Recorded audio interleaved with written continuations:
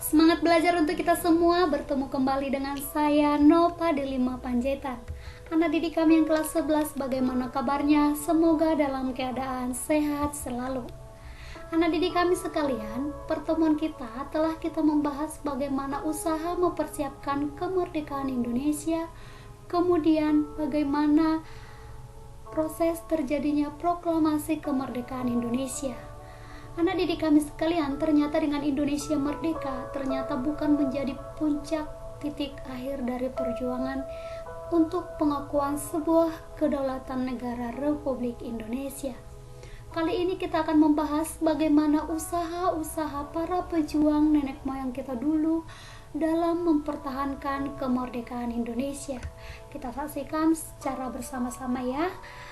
Yang pertama, kita membahas dulu apa sih yang menjadi wilayah pendudukan Belanda dan pusat-pusat konflik antara Indonesia dengan Belanda gitu ya.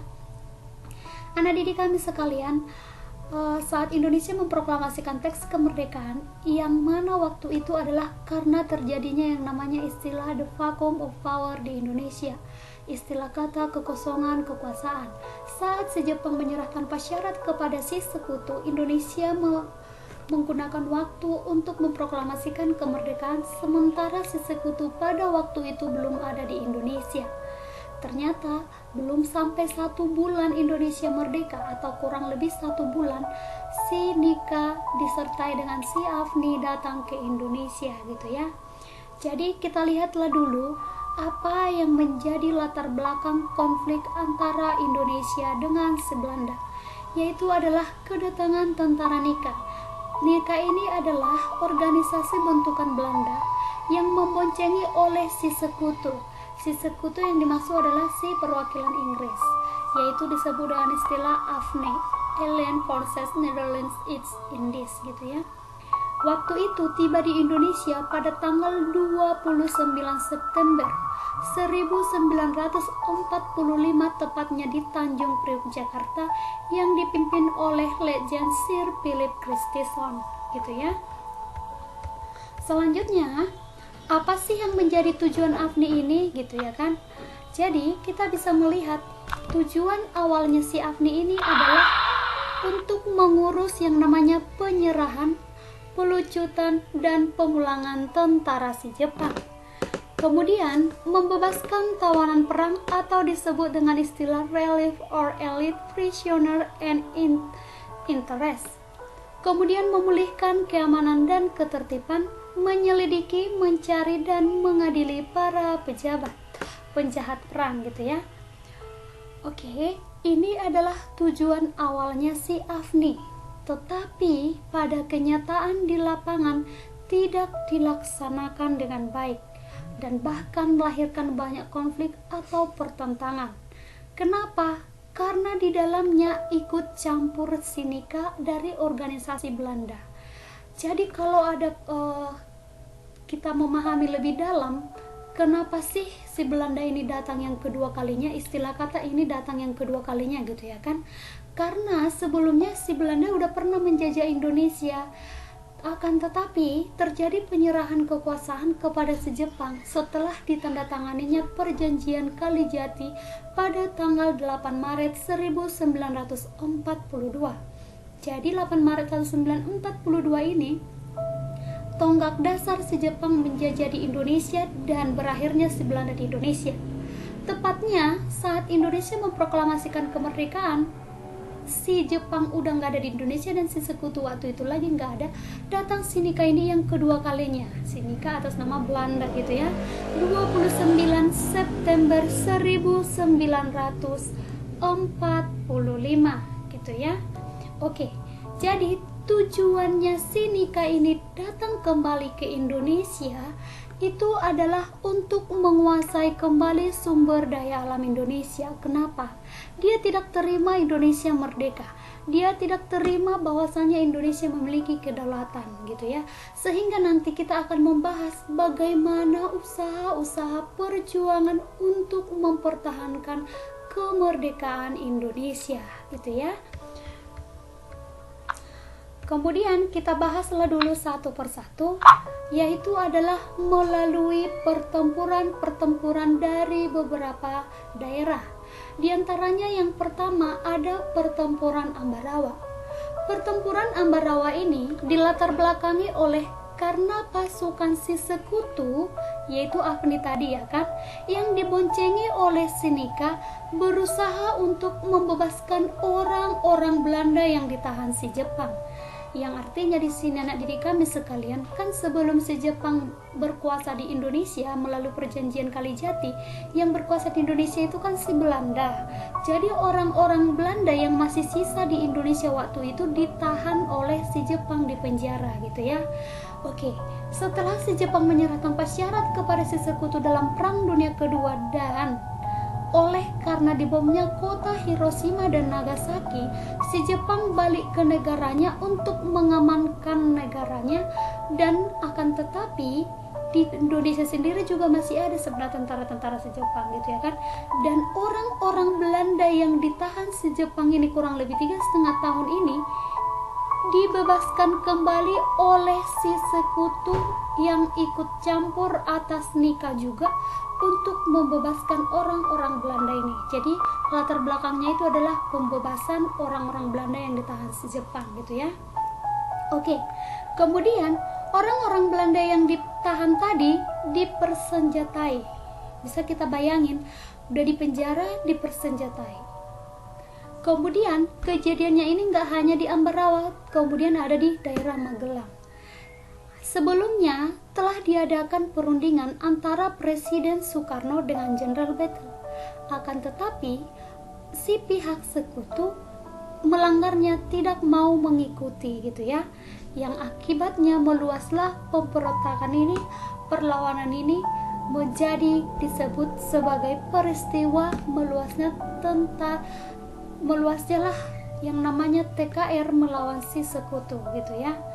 Dan dipicu juga yang membuat pertempuran ini semakin besar oleh karena meninggalnya pimpinan Tentara Keamanan Rakyat Indonesia, yaitu adalah Letkol Kolonel Isdiman.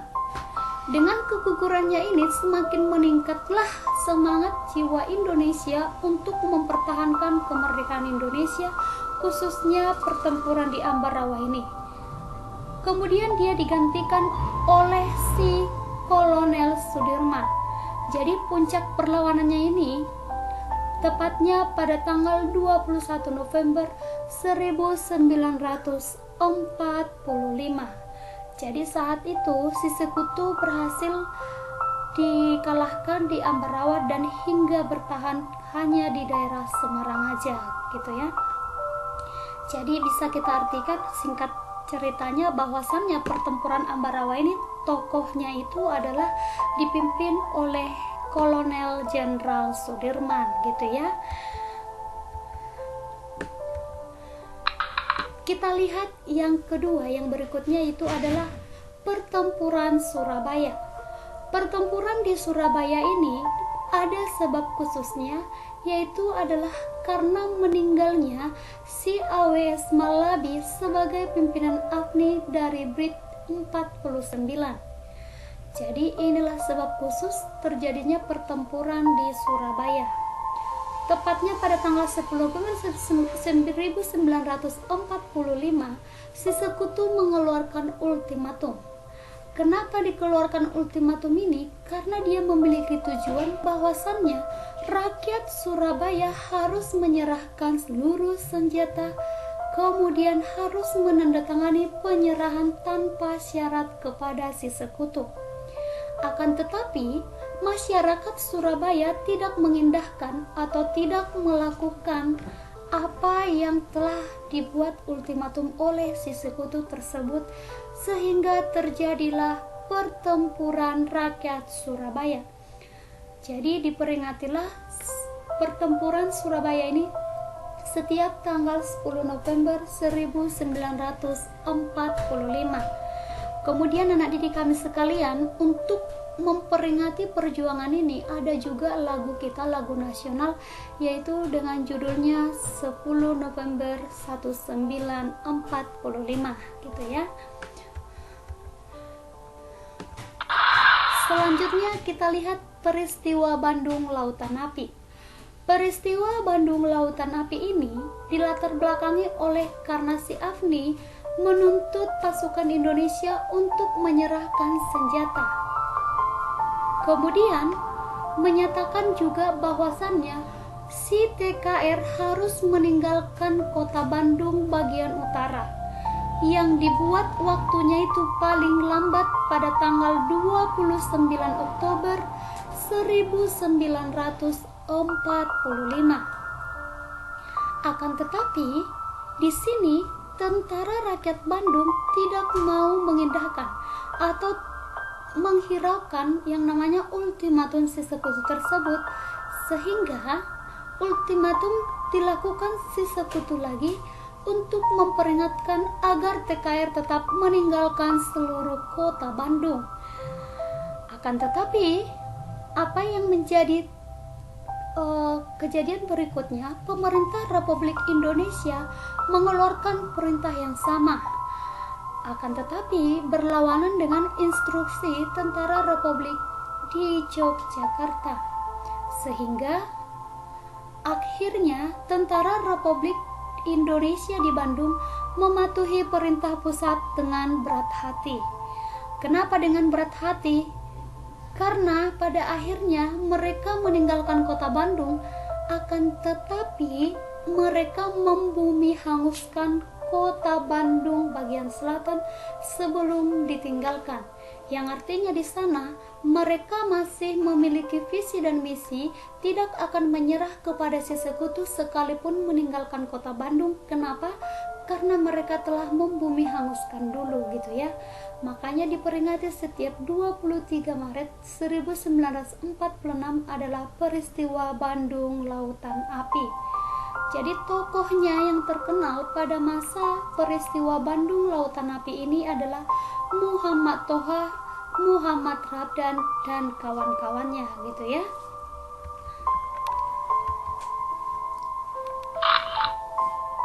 Selanjutnya pertempuran Medan Area. Pertempuran Medan Area ini letaknya pas di kota Medan. Latar belakangnya karena si Sekutu yang diboncengi oleh si Belanda Atonika di bawah pimpinan Fred Kelly mendarat di Medan pada tanggal 9 Oktober 1945, yang mana pihak si Sekutu mengeluarkan maklumat, yaitu isinya tentang pelarangan terhadap rakyat untuk membawa senjata yang ada dan harus diserahkan kepada si tentara Sekutu. Akan tetapi, maklumat tersebut tidak diindahkan oleh rakyat Medan. Jadi, terjadilah peristiwa 10 Desember 1945, yaitu adalah pertempuran antara si Sekutu dengan rakyat Medan. Gitu ya. Jadi pada kejadian ini sangat banyak yang namanya korban jiwa, baik dalam pihak Indonesia maupun pihak si Sekutu. Kemudian ada peristiwa Merah Putih di Manado. Peristiwa Merah Putih di Manado yang diawali oleh pemuda yang tergabung dalam pasukan Kenil bersama Laskar Rakyat dan Barisan Pejuang, tepatnya 14 Februari 1946 berhasil merebut kekuasaan pemerintahan di Manado, Tomohon dan Minahasa. Yang kedua, dilaksanakan pengibaran Sang Saka Merah Putih di Sulawesi Utara, dan ini dilaporkan kepada pemerintah pusat Yogyakarta. Berikutnya adalah pertempuran Margarana di Bali.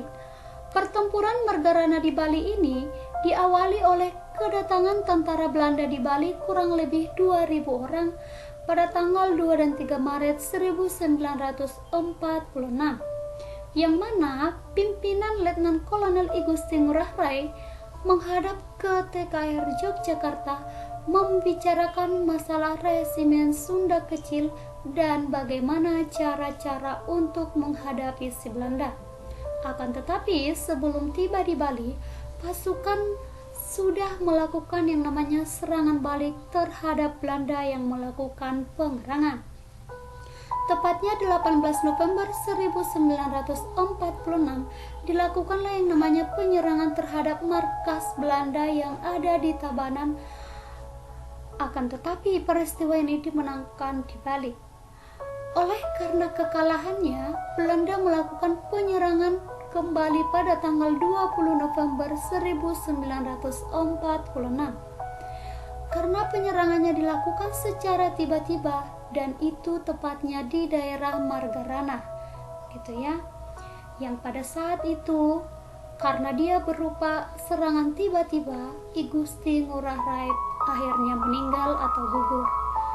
Jadi makanya dijadikan peristiwa ini sebagai peristiwa atau perang puputan.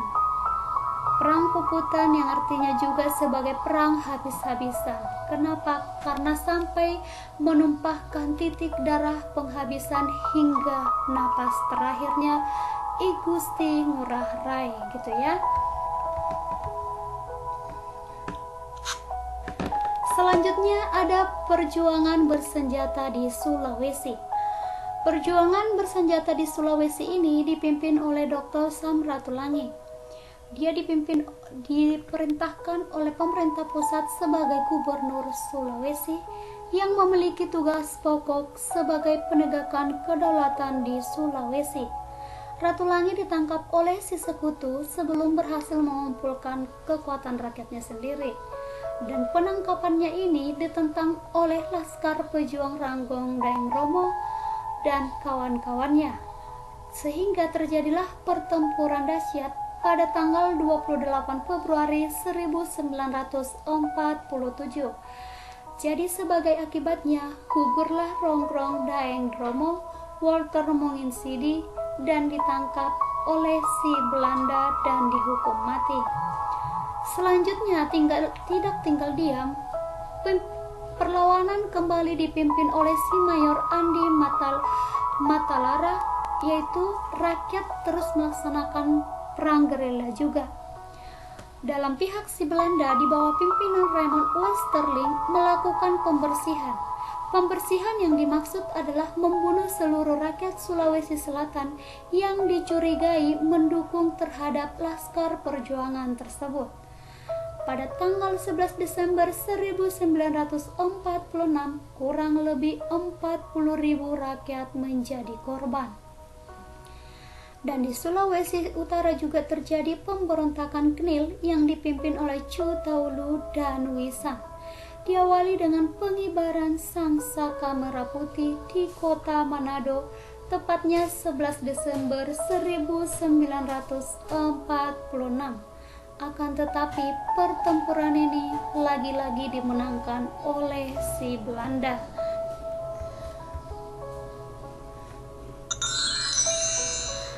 Kemudian ada perjuangan bersenjata di Kalimantan. Perjuangan bersenjata di Kalimantan diawali dengan pengiriman ekspedisi ke kota-kota Kalimantan seperti Sungai Sirih, Pangkalan Bun, dan Sampit. Ini tujuannya adalah untuk menegakkan proklamasi kemerdekaan. Tugas ekspedisi adalah untuk membantu Iskandar perjuangan setempat untuk menegakkan kekuasaan Republik Indonesia. Dalam perjuangan bersenjata di Kalimantan ini, tokoh yang terkenal pemimpinnya itu adalah Cilik Riwut dan Rinod Silvanus.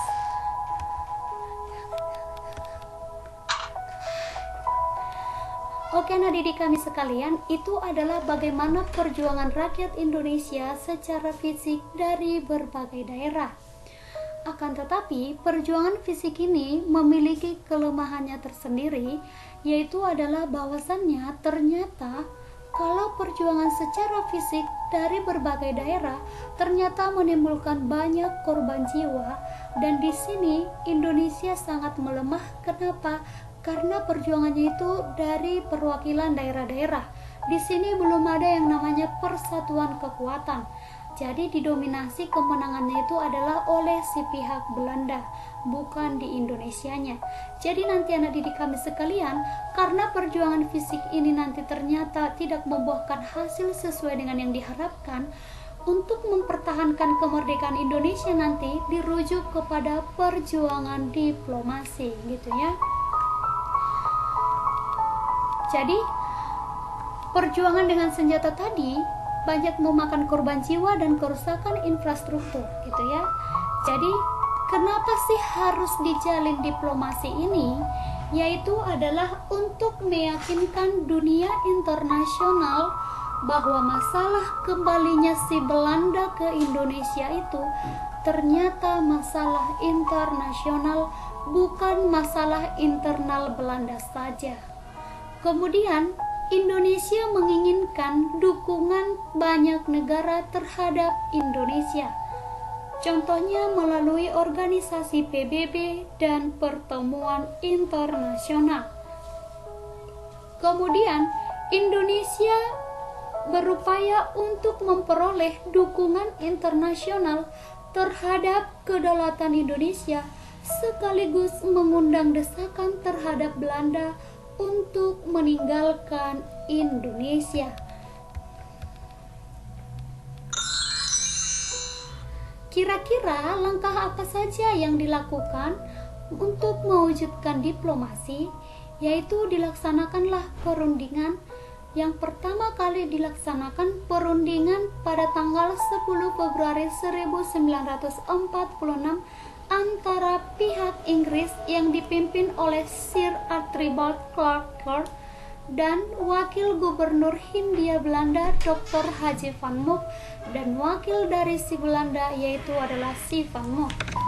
Yang mana hasil perundingan itu sama dengan isi pidato Ratu Belanda pada tanggal 7 Desember 1942. Yang mana hasilnya itu diantaranya Indonesia dijadikan sebagai negara persemakmuran dengan bentuk federasi yang memiliki pemerintahan sendiri dalam lingkungan kerajaan Belanda. Kemudian masalah dalam negeri diurus oleh Indonesia, sementara untuk urusan luar negeri oleh si Belanda.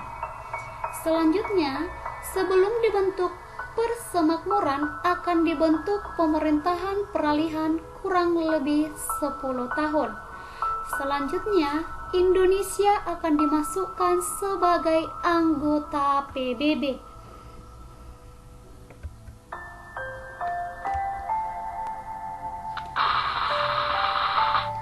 Kemudian, atas usulan wakil Belanda pada tanggal 12 Maret 1946, pemerintah Indonesia diwakili oleh Sultan Syahrir menyusun usulan balasan. Apa sih yang menjadi balasan dari pihak Indonesia sendiri? Di antaranya adalah Republik Indonesia harus diakui sebagai negara yang berdaulat penuh atas bekas Hindia Belanda.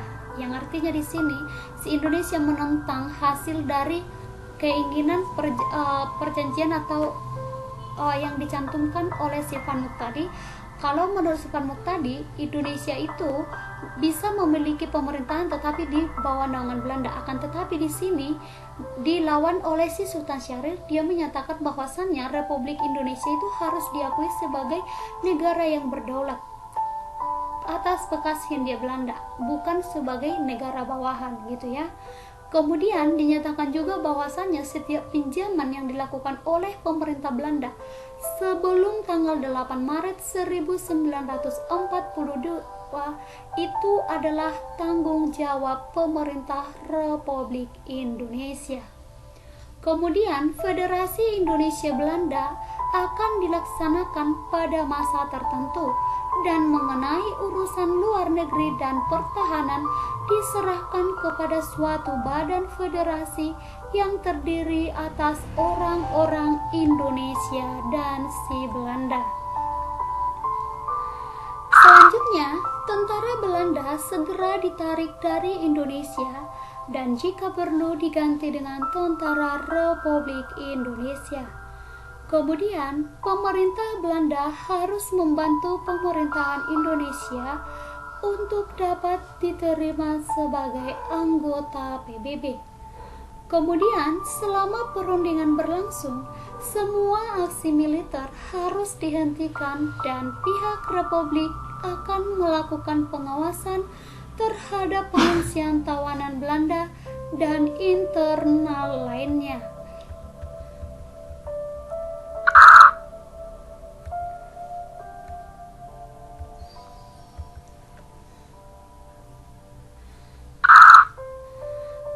Oke, sekarang kita membahas lanjutan kembali. Tadi kan itu ada usulan si Belanda dan usulan si Indonesia. Oke, ternyata semua usulannya si Sultan Syahrir tadi ditolak oleh si Belanda. Dan si Van Mook sendiri mengajukan lagi usulan untuk mengadakan kerjasama dalam rangka pembentukan negara federasi yang bebas dalam lingkungan kerajaan Belanda. Usulan tersebut oleh si Sultan Syahrir dijawab pada tanggal 27 Maret 1946, yaitu adalah supaya pemerintah Belanda mengakui kedaulatan Republik Indonesia secara de facto atas Pulau Jawa dan Sumatera. Yang kedua, supaya Republik Indonesia dan Belanda bekerja sama dalam membentuk negara Republik Indonesia Serikat. Selanjutnya, Republik Indonesia Serikat bersama-sama dengan si Belanda, Suriname, dan Kuroka menjadi peserta dalam ikatan kenegaraan si Belanda. Jadi anak didik kami sekalian, usulan dari tadi, mulai dari pidatonya si Ratu Juliana, kemudian disanggahkan oleh si Sultan Syahrir, lagi-lagi diusulkan lagi, mengusulkan idenya masing-masing ternyata tidak memiliki jalan damai. Yang ada hanya memiliki kepentingan-kepentingan sendiri dan idenya masing-masing. Tidak disetujui secara bersamaan, gitu ya. Sehingga pemerintah Inggris di bawah pimpinan Clark Kern memandang adanya titik terang ke arah kerjasama Indonesia, yaitu dengan perlunya ada pertemuan yang lebih lanjut. Kenapa? Karena usul-usul tadi tidak memiliki jalan damai, tidak memiliki jalan yang bagus, sehingga adanya diinginkan untuk melakukan pertemuan, gitu ya. Yang mana pertemuan lebih lanjut ini diadakan di Hoofdvalk di Belanda pada tanggal 14 sampai dengan 25 April 1946. Tetapi lagi-lagi usulan Indonesia ditolak oleh pihak si Belanda. Dan bahkan si pihak Belanda sendiri hanya mengakui kedaulatan Indonesia hanya Jawa dan Madura saja, dan itu pun dikurangi daerah-daerah yang diduduki Belanda di Indonesia. Sehingga yang menjadi akibatnya terputuslah hubungan Indonesia dengan si Belanda karena ditolak oleh si Belanda usulan si Indonesia. Selanjutnya dilakukan lagi pertemuan pada 2 Mei 1946 oleh si Van Mook, yaitu dia melakukan pengajuan usulan dengan isi sama seperti sebelumnya yang pertama kali, yaitu adalah melalui pidatonya si Ratu Juliana. Lagi-lagi Indonesia menolak usulan tersebut. Jadi di sini buat usulan ditolak, diusulkan Belanda ditolak Indonesia, diusulkan Indonesia ditolak Belanda. Jadi di sini yang artinya adalah tidak ada jalan damainya, gitu ya. Jadi usulan tawar-menawar tersebut antara pihak si Indonesia dengan si Belanda, muncullah yang namanya anti diplomasi dari pihak yang tidak setuju. Nah, jadi seperti contohnya itu adalah salah satunya itu adalah gerakan Tan Malaka. Dia melakukan gerakan Tan Malaka ini melakukan yang namanya kegiatan konfrontasi, dan ternyata kegiatannya ini diketahui oleh si Belanda, dan si Belanda memanfaatkan pergerakan Tan Malaka ini untuk menambah pendatangan pasukan ke Indonesia serta membuat konferensi-konferensi di luar Jawa. Yang artinya di sini anak didik kami sekalian, Semakin Indonesia itu tidak bersatu, maka semakin gampanglah si Belanda untuk menguasai Indonesia. Dan bahkan karena terjadinya pemberontakan Tan Malaka ini, dimanfaatkan oleh si Belanda untuk membuat perjanjian-perjanjian dan konferensi-konferensi untuk membentuk daerah-daerah baru untuk memecah Indonesia, gitu ya. Konferensi-konferensi apa saja yang telah dibentuk oleh si Belanda? Di antaranya ada konferensi Malino, ini terdapat di Sulawesi Selatan dan terlaksana pada tanggal 15 sampai dengan 25 Maret 1946, yaitu terjadi pembentukan negara federasi di Indonesia bagian timur. Selanjutnya, si Belanda juga melakukan konferensi Pangkal Pinang, tepatnya di Pulau Bangka pada tanggal 10 Oktober 1946, di mana perkuatan hasil konferensi Malino untuk melepaskan Irian Barat dari Indonesia dan membentuk koloni terpisah yang langsung dikuasai Belanda. Selanjutnya adalah melakukan konferensi Denpasar di Bali pada tanggal 18 sampai dengan 24 Desember 1946, yang mana hasilnya itu dibentuklah negara Indonesia Timur atau disebut dengan istilah NIT. Intinya adalah tujuan dari pelaksanaan konferensi tersebut hanya untuk semata-mata memecah wilayah Indonesia agar Indonesia semakin melemah dan si Belanda semakin gampang menguasai Indonesia, gitu ya. Jadi luar biasa kebijakan si Belanda pada masa-masa untuk mempertahankan kemerdekaan. Anak didik kami sekalian, tadi kan kita sudah membahas bagaimana usaha perjuangan dari berbagai negara, dari berbagai daerah. Mohon maaf ya, bukan dari berbagai negara tetapi dari berbagai daerah. Kemudian dilakukan usulan-usulan yang saling tolak menolak, lagi-lagi nggak membuahkan hasil. Akhirnya dirujuklah pada diplomasi, gitu ya. Melalui perundingan diplomasi, yang pertama itu dilaksanakanlah perundingan Linggarjati. Perundingan Linggarjati ini dilaksanakan pada tanggal 10 sampai dengan 15 November 1946, tepatnya di Cirebon, kaki Gunung Ciremai. Delegasi dari Indonesia dipimpin oleh Perdana Menteri Sultan Syahrir. Anggotanya adalah Muhammad Rom, Susanto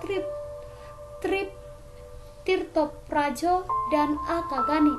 Sementara delegasi dari Belanda adalah Sir Merhon, yang anggotanya terdiri dari Mas Van Poel, Haji Van Mock. Sementara sebagai penengah atau pihak pertengahan atau pihak yang membuat kedua negara antara Indonesia dengan Belanda itu adalah supaya tidak ada bentrok atau cekcok atau sebagai penengah gitulah ya, itu dari pihak si sekutu yang dipimpin oleh si Lord Killard. Hasil perundingan Linggarjati diantaranya adalah Belanda mengakui secara de facto kedaulatan Republik Indonesia atas Sumatera, kemudian Jawa dan Madura. Kemudian Republik Indonesia dan Belanda bekerja sama untuk menyelenggarakan berdirinya sebuah negara yang bernama federal, yaitu adalah negara Indonesia Serikat. Selanjutnya, Republik Indonesia Serikat dan Belanda akan membentuk Uni Indonesia Belanda, yang mana sebagai ketuanya adalah Ratu Juliana, gitu ya. Lagi-lagi perundingan Linggarjati tadi terjadilah yang namanya pro dan kontra, sehingga ada kelompok oposisi Persatuan Perjuangan Tan Malaka dan Barisan Republik Indonesia. Jadi anak didik kami sekalian, perjuangan dalam perundingan Linggarjati ini juga ternyata kurang direstui oleh beberapa oknum tertentu, diantaranya adalah Persatuan Tan Malaka dan Barisan Republik Indonesia. Dan perundingan Linggarjati ini sendiri, anak didik kami sekalian, ini sah ditandatangani di Istana Rijksmuseum atau Istana Merdeka pada 25 Maret 1947. Lagi-lagi si Belanda melanggar hasil perundingan Linggarjati tadi, yaitu dengan cara melancarkan agresi militer Belanda yang pertama, gitu ya. Jadi agresi militer Belanda yang pertama ini adalah mengingkari perundingan Linggarjati. Kenapa? Ini diawali oleh perbedaan persepsi dan menyingkapi hasil Linggarjati. Di sini artinya adalah bahwa si Belanda sebenarnya cenderung itu bahwa dia tidak terima selama peralihan, dan Belanda lah salah satunya sebagai tokoh atau sebagai pemimpin yang berdaulat di Indonesia. Sementara kalau pihak Indonesia menganggap bahwasannya kedudukannya itu sama dengan si Belanda, gitu ya. Jadi ada perbedaan pendapat. Dan di sini Belanda juga saat si Indonesia didirikan perwakilan di negeri, sebaliknya gini, si Belanda saat mendirikan perwakilan di luar negeri, Indonesia protes, sebaliknya juga Indonesia protes saat Belanda membentuk negara federal, gitu ya. Yang artinya di sini adalah terjadi tuding menuding, tidak terima satu sama lain atas kekuasaan, atas kedaulatan Republik Indonesia. Jadi dan di sini juga terjadi saling pelanggaran garis demarkasi. Yang intinya adalah bahwasannya agresi militer Belanda pertama ini adalah si Belanda nggak terima, si Belanda mengingkari hasil perundingan Linggarjati. Kenapa? Karena sesungguhnya dia tidak mau bahwasannya Indonesia itu merdeka, itu aja intinya, gitu ya. Kemudian kita lanjutkan, pada tanggal 27 Mei 1947 Belanda mengirimkan nota protes. Apa yang menjadi nota protesnya itu?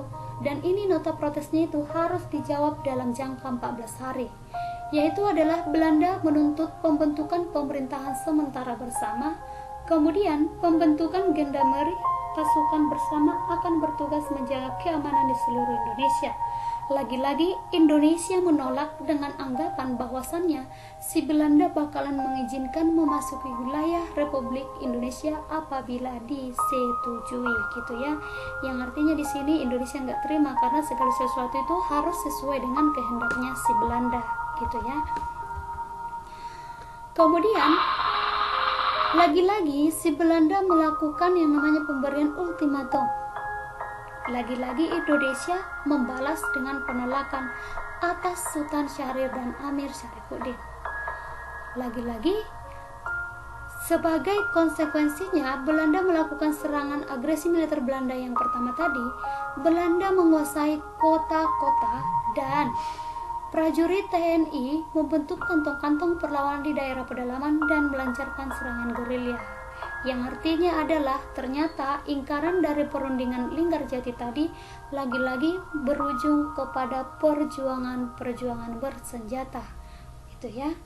Kemudian saran utama si Belanda waktu itu adalah ingin menguasai daerah penghasil devisa, khususnya di daerah Pulau Jawa, yaitu Jawa Barat, kemudian di Sumatera Timur. Di Sumatera Timur yang menghasilkan kopi, teh, tembakau, kelapa sawit, dan dari Sumatera Selatan sebagai penghasil minyak bumi, dan Indonesia bagian timur, gitu ya. Intinya adalah si Belanda menginginkan daerah-daerah penghasil devisa yang sangat besar. Karena tujuan si Belanda menjajah Indonesia itu adalah untuk menguasai sumber daya alam Indonesia kembali. Jadi, serangan Belanda tersebut menimbulkan atau membuat reaksi internasional. Kenapa? Karena ini bukan masalah satu negara tetapi masalah antar negara, gitu ya. Dan ini tidak terlepas dari perjuangan diplomasi yang menyusun adanya reaksi dari Dewan Keamanan PBB, gitu ya, yang akhirnya mengeluarkan solusi untuk mendesak kedua belah pihak supaya menghentikan pertempuran dan untuk melaksanakan perundingan. Jadi India dan Australia mengajukan resolusi kepada Dewan Keamanan PBB, yaitu adalah pada tanggal 4 Agustus 1947, Presiden Soekarno dan Panglima Tentara Belanda di Indonesia Jenderal Spoor mengeluarkan perintah penghentian tembak-menembak, gitu ya. Selanjutnya dirujuklah kepada Perundingan Renville. Perundingan Renville ini sehubungan dengan telah dilaksanakannya gencatan senjata antara Indonesia dengan Belanda, yaitu pada tanggal 25 Agustus 1947 dibentuklah Komisi Konselor yang tugasnya itu adalah mengawasi pelaksanaan gencatan senjata, yang mana anggota Komisi Konsul ini berada posisinya di Jakarta. Jadi, untuk perundingan Renville ini dibentuklah Komisi Jasa Baik yang disebut dengan istilah Komisi Tiga Negara. Tujuannya itu adalah membantu penyelesaian konflik atau sengketa antara si Belanda dan Indonesia. Ketiga negara tersebut diantaranya Australia itu sebagai perwakilan dari Indonesia, Belgia perwakilan dari si Belanda, dan Amerika Serikat itu adalah sebagai pihak penengah, gitu ya. Kemudian pada tanggal 8 Desember 1947, Komisi Tiga Negara ini berhasil membawa kembali Republik Indonesia dan Belanda ke meja perundingan yang disebut dengan Perundingan Renville. Sesuai dengan namanya karena memang waktu itu dilaksanakan di kapal Amerika Serikat yang mereknya Renville, gitu ya, sebagai tempat dijadikannya perundingan. Yang saat itu kapal Amerika Serikat ini berlabuh di Teluk Jakarta, yang mana pemimpin delegasi dari Indonesia itu diwakilkan oleh Perdana Menteri Amir Syarifuddin. Delegasi dari si Belanda yaitu adalah Abdul Qadir Widjojo Atmojo. Delegasi dari Komisi Tiga Negara adalah Richard Kirby, yaitu adalah wakil dari Australia. Paul van Gielan adalah dari Belgia, dan Frank Graham dari Amerika Serikat. Anak didik kami sekalian, perundingan Renville tadi sah ditandatangani pada tanggal 17 Januari 1948. Apa-apa saja hasilnya, yaitu adalah ditetapkan garis demarkasi, yaitu batas yang memisahkan wilayah Republik Indonesia dengan wilayah Belanda, di mana di posisi ini Indonesia semakin merugi. Kenapa? Karena wilayah yang diakui miliknya Indonesia itu hanya sebagian kecil dari perundingan Linggarjati, yaitu hanya Sumatera sebagian, Banten dan Yogyakarta. Kemudian selanjutnya pasukan Republik Indonesia yang berada di wilayah pendudukan Belanda mau tidak mau harus ditarik ke wilayah Republik Indonesia. Selanjutnya untuk daerah-daerah perbatasan akan diadakan plebiscit atau pemungutan suara, gitu ya. Jadi pemungutan suara akan dilaksanakan kepada orang-orang Indonesia yang tinggal di pendudukan Belanda setelah dilaksanakan perundingan Renville tadi, gitu ya. Apakah memilih Indonesia atau memilih Belanda, gitu ya. Kemudian konsekuensi dari perjanjian Renville tadi, Republik Indonesia mau tidak mau harus menarik semua pasukan dari tempat perlawanan daerah pendudukan si Belanda. Jadi ada kurang lebih sekitar 35 orang anggota divisi Siliwangi pindah atau hijrah dari Jawa Barat sampai ke Jawa Tengah. Sama halnya juga dari Jawa Timur dan Sumatera Selatan ke Jawa Tengah. Intinya di sini wilayah Indonesia semakin sempit, gitu ya. Kemudian akibat dari penarikan pasukan ini tadi banyak memakan yang namanya kerugian. Kemudian kesulitan di dalam bidang ekonomi, wilayah Indonesia semakin sempit dan bertambahnya beban pemerintah dalam menampung puluhan ribu pasukan yang hijrah atau pindah, gitu ya. Intinya perundingan Renville tadi merugikan bukannya makin menguntungkan Indonesia gitu ya.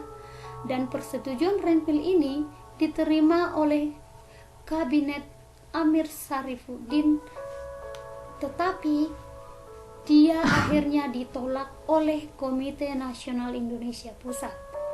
Jadi bahkan dari partainya juga sendiri menolak, yaitu adalah Partai Sosialis. Jadi hanya si Amir Syarifuddin yang menerima hasilnya ini. Kalau Komite Nasional Indonesia Pusat, bahkan partainya sendiri menolak. Kenapa? Karena rakyat menganggap bahwasannya si Amir ini terlalu banyak memberikan konsesi kepada si Belanda, yang berakibat kepada Indonesia semakin merugi gitu ya. Dan bahkan sebagai konsekuensinya juga partai-partai besar tidak setuju, dan akhirnya si Amir Syarifuddin ini jatuh dan digantikan dengan kabinet Muhammad Hatta. Jadi oleh karena penandatanganan perjanjian Renville ini juga lah si Amir Syarifuddin tidak bertahan sebagai posisinya Perdana Menteri, karena tidak mampu mempertahankan wilayah Indonesia yang luas, malah semakin sempit. Dan bahkan banyak pemberontakan, banyak yang tidak setuju baik dalam bidang kabinet maupun dalam bidang partainya sendiri. Kemudian ternyata hasil perundingan Renville tadi karena memiliki jalan yang buntu atau tidak memiliki jalan yang tepat, sehingga peran Komisi 3 Negara dianggap tidak terlalu berhasil. Ditambah lagi kedua negara atau yang disebut dengan Indonesia dan Belanda saling kuat dalam mempertahankan pendapatnya masing-masing.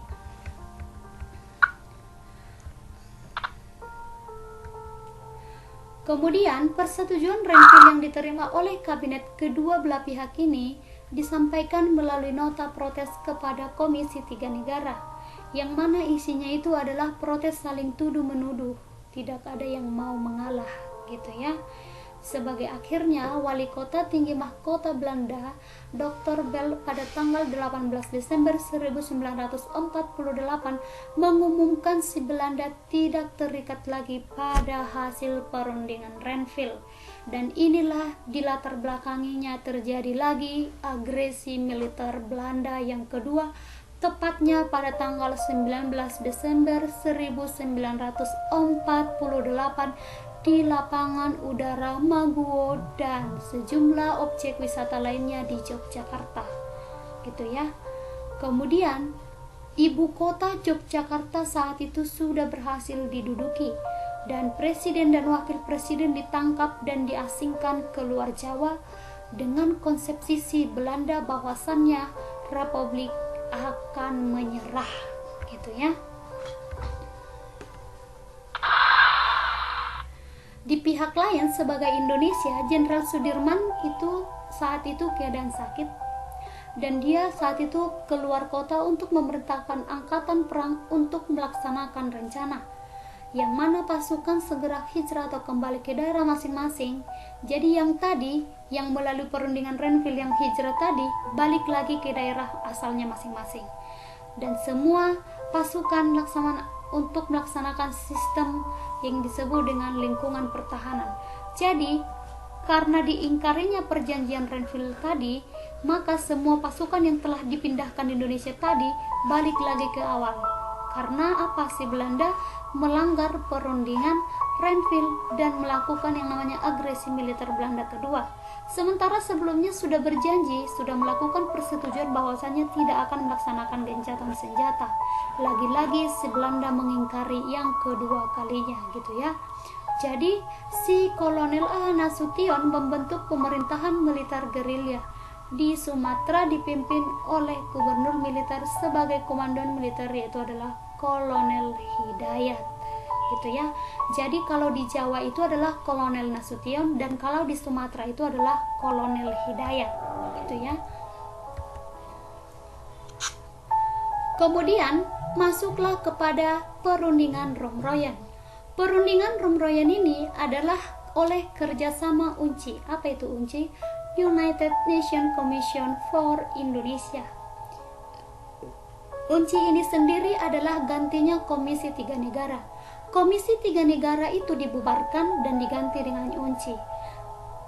Perundingan Rumroyen ini dirujuk oleh persetujuan atau dari hasil kerja keras dan dari si UNCI untuk dilaksanakan kepada perundingan Rumroyen yang dilaksanakan pada tanggal 17 April sampai dengan 7 Mei 1949. Tekanan dalam bidang politik dan militer itu mendorong si Belanda untuk mengadakan pendekatan dengan pimpinan Republik Indonesia yang mereka tawan di daerah Bangka.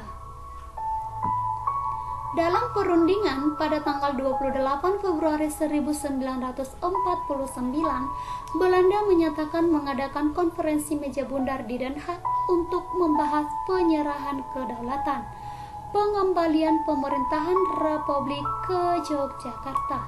Dan pada tanggal 4 Maret 1949, Presiden Soekarno menolak menghadiri konferensi meja bundar kecuali kalau kekuasaan Republik Indonesia dikembalikan. Persetujuan Dewan Keamanan dan pendekatan politisi antara pihak Republik dan Belanda, Komisi PBB untuk Indonesia pada tanggal 14 April 1949 memprakarsai untuk diadakannya perundingan Republik Indonesia dengan si Belanda. Perundingan dilaksanakan di Hotel des Indes di Jakarta di bawah pimpinan Mer Cochrane. Delegasi dari Republik Indonesia yaitu adalah Muhammad Rom dan wakilnya adalah Ali Sastro Amit Jojo, dan delegasi dari si Belanda adalah Dr. J.H. van Rooyen. Jadi berkat usaha dan kerja keras dari si Cochrane, anggota Komisi PBB dari Amerika Serikat, tepatnya pada 7 Maret 1949, kedua delegasi mengeluarkan pernyataan kepada perundingan Rumroyen. Jadi kedua delegasi, Muhammad Rom dari si Republik Indonesia menyatakan Republik Indonesia bersedia menghentikan perang gerilya dan akan turut serta dalam konferensi meja bundar di Den Haag untuk membahas penyerahan kedaulatan pada negara Indonesia Serikat dengan tidak bersyarat, yang mana konferensi meja bundar ini akan dilaksanakan selekasnya sesudah pemerintahan Republik Indonesia dikembalikan ke Yogyakarta oleh si Belanda. Kemudian Dr. van Rooyen menyatakan pemerintahan Belanda menyetujui pengembalian Republik Indonesia ke Yogyakarta dan akan menghentikan segala bentuk kegiatan militer, membebaskan semua tahanan politik, dan akan mengusahakan pelaksanaan konferensi meja bundar secepatnya. Apa sih yang menjadi isi dari perundingan Rumroyen tersebut? Di antaranya adalah bahwa pemimpin Republik Indonesia yang ditawan oleh si Belanda akan dikembalikan ke Yogyakarta. Ibu kota Republik Indonesia akan dikembalikan ke Yogyakarta. Penghentian tembak-menembak antara Indonesia dengan si Belanda, dan akan diadakan konferensi meja bundar di Den Haag, Belanda, gitu ya. Selanjutnya dilaksanakan juga yaitu konferensi inter-Indonesia. Sebagai tindak lanjut dari perundingan Rumroyen tadi, pada tanggal 22 Juli 1949 diadakanlah perundingan formal antara Republik Indonesia dan Bijen Kospor Federal atau BFO gitu ya, yaitu Musyawarah Negara-Negara Federal, yaitu adalah pertemuan antara sesama Indonesia gitu ya. Dan si Belanda di bawah pengawasan Komisi PBB dipimpin oleh Gridley, anggota Komisi PBB dari Australia.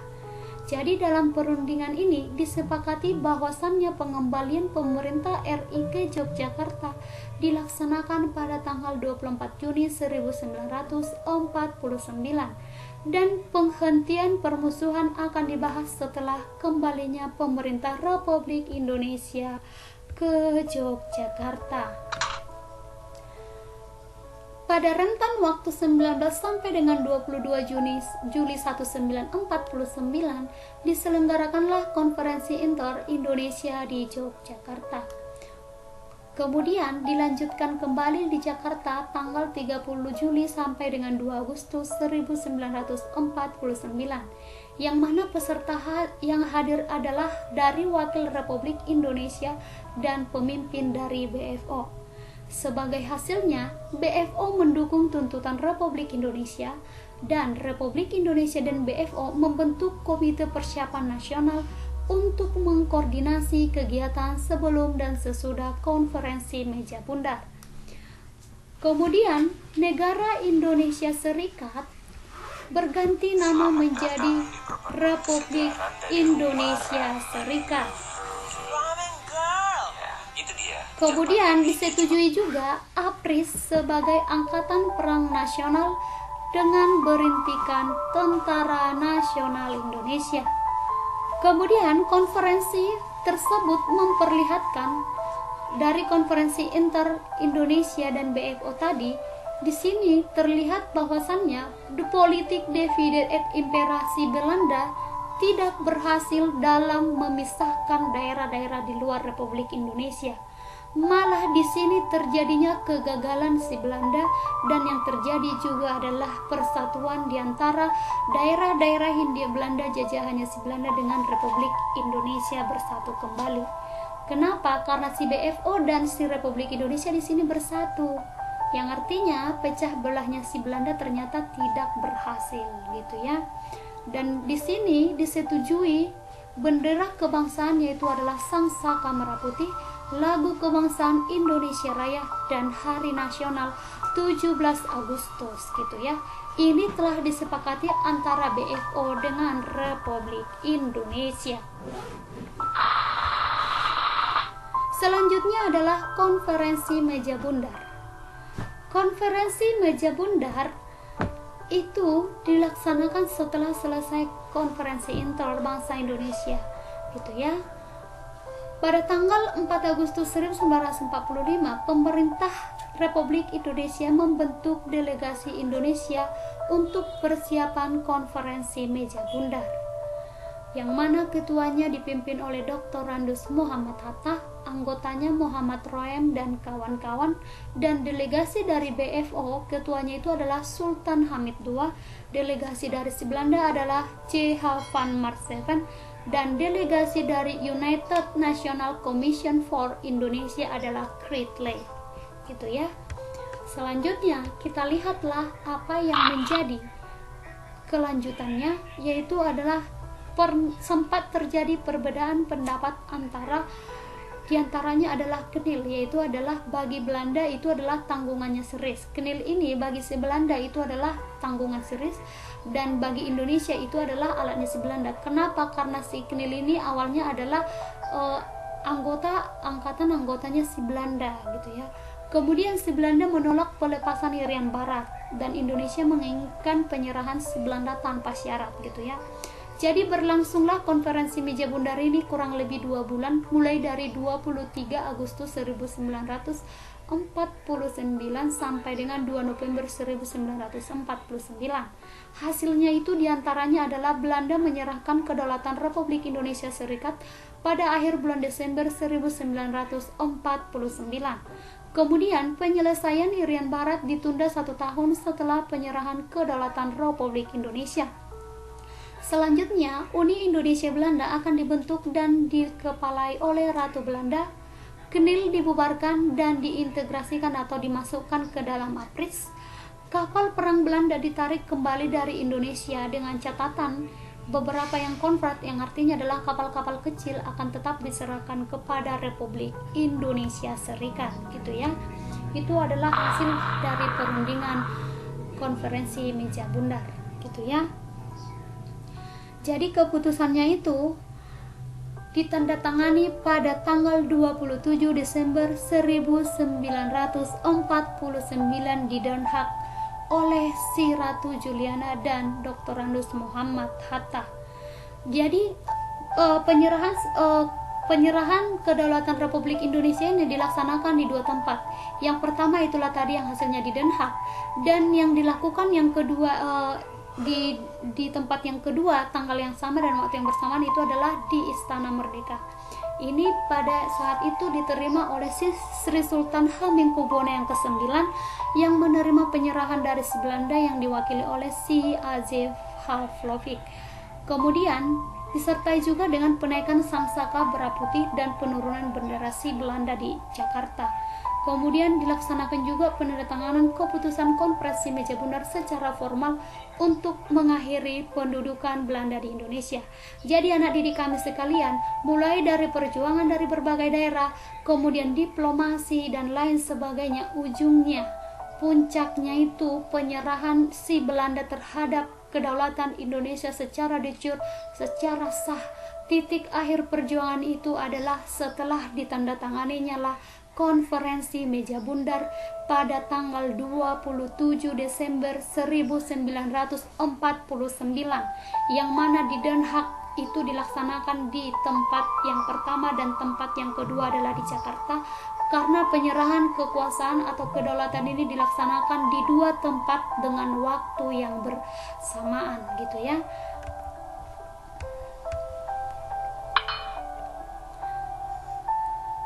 Anak didik kami sekalian, kita singgunglah dulu sedikit tentang PDRI. Sebenarnya PDRI ini adalah terjadinya pembentukan pemerintahan darurat Republik Indonesia oleh si Syafruddin Prawira Negara oleh gara-gara terjadinya agresi militer Belanda kedua. Kalau kabinet-kabinetnya boleh dilihat ya anak didik kami sekalian di bawah ini, nggak usah saya bacakan semuanya.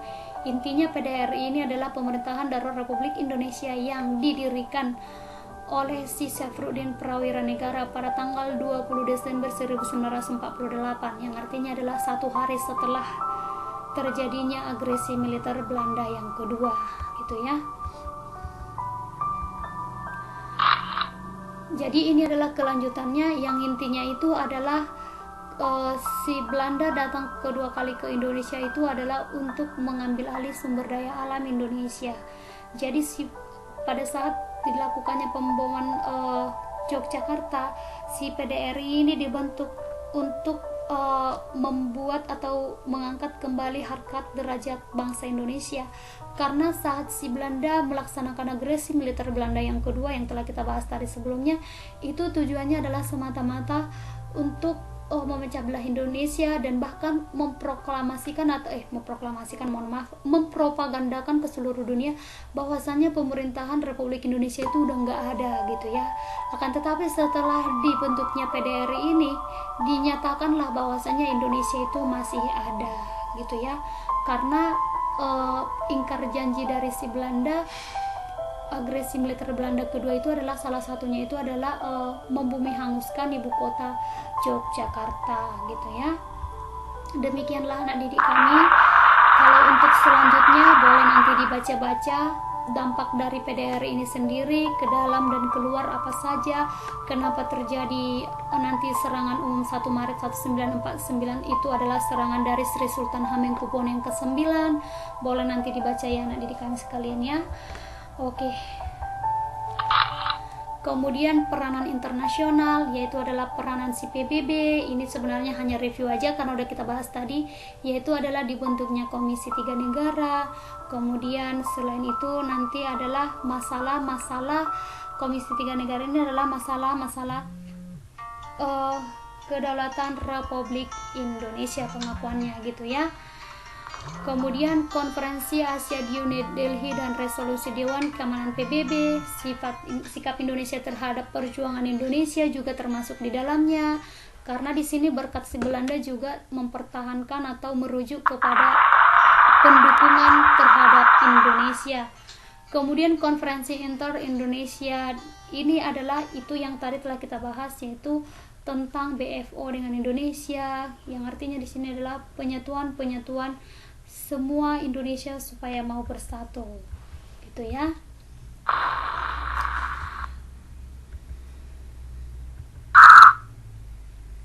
Kemudian resolusi dari si PBB apa saja tadi sudah kita lihat, digantikan Komisi 3 Negara menjadi UNCI, campur tangan Dewan PBB apa saja dalam masalah Indonesia dengan si Belanda, yang mana terjadi saling tuding-menuding, turun tanganlah Australia, turun tanganlah si Belanda gitu ya. Nanti boleh dibaca lagi anak didik kami sekalian. selanjutnya nanti hasil resolusinya itu gimana gitu ya, pembentukan komisi jasa komisi baik atau komisi 3 negara UNCI, ini hanya review aja dari yang telah Miss jelaskan tadi gitu ya. Kemudian negara federal bentukan Belanda itu apa saja, itu telah tadi kita udah bahas sebenarnya ya, cuman review aja ini, yaitu adalah perjanjian Malino, perjanjian yang ada di Bangka, Pangkal Pinang, Denpasar gitu ya kan. Kemudian apa-apa saja hasil konferensi tersebut, yang pasti adalah dibentuknya lah Indonesia menjadi 7 negara bagian atau 7 negara federal. Yang ini adalah tujuan si Belanda itu adalah memang menguasai Indonesia kembali. Ada negara Indonesia Timur, negara Pasundan, negara Madura gitu ya kan. Selanjutnya nanti kemudian ada negara Sumatera Timur. Negara Sumatera Timur itu adalah negara Sumatera Utara yang sekarang. Kemudian ada negara Sumatera Selatan, negara Jawa Timur, dan daerah-daerah otonom.